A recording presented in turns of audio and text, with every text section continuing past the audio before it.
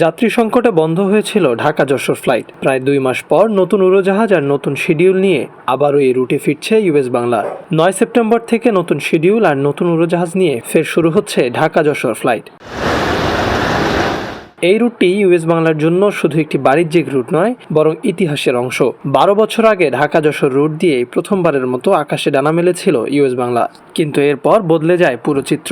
পদ্মা সেতু চালুর পর সড়ক যোগাযোগ সহজ হওয়ায় যশোর রুটে আকাশপথের যাত্রী দ্রুত কমতে থাকে। শেষ পর্যন্ত যাত্রী সংকটে ফ্লাইট বন্ধ করতে হয় সংস্থাটিকে।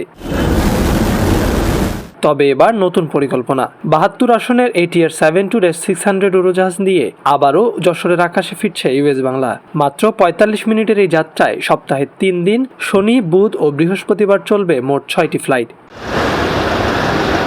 আর ভাড়াও নির্ধারণ করা হয়েছে।